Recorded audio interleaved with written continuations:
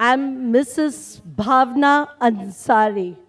So kindly please bear with me and please excuse me humbly and peacefully. I have been born in a Jain society, living in a Hindu society, educated in a pure convent, and married a Muslim. I have married as per the Indian Marriage Act, and I'm staunchly, eagerly waiting to accept Islam as my wholehearted religion. But please, my brothers and sisters, what you preached, what you said about Islam, I'm very thankful to you for enlightening me.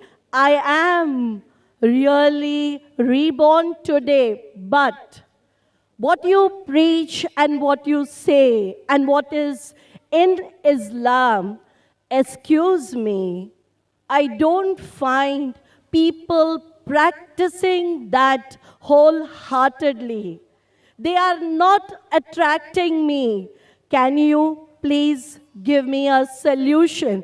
Because when you speak of fundamentalism in Islam, it is positive.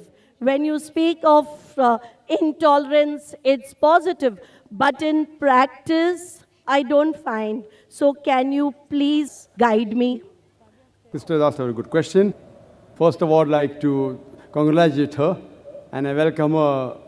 And as she said, she is reborn. The right word in Islam is revert.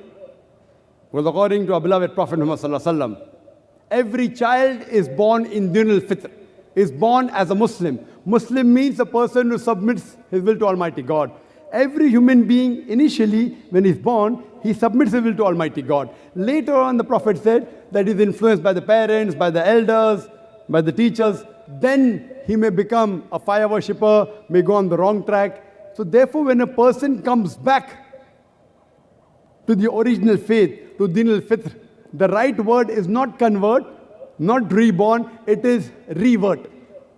So sister, I welcome you back to this faith of peace and submitting your will to Almighty God. As far as question is concerned, that you have heard the lectures and you agree with the points, you have read about Islam, but your one objection is that Muslims, or most of the Muslims according to you, they are not following the teachings. What is the solution? Sister, I do agree with you. I do agree with you that many don't follow, but according to statistics, the religion which is the maximum followed, I'm not talking in numbers. If you count the heads, those who profess a religion, number one would be Christianity, somewhere close to 2 billion. Islam, 1.3 billion to 1.4 billion. But the percentage which practices and follows the religion, maximum is Islam, number one. Maximum.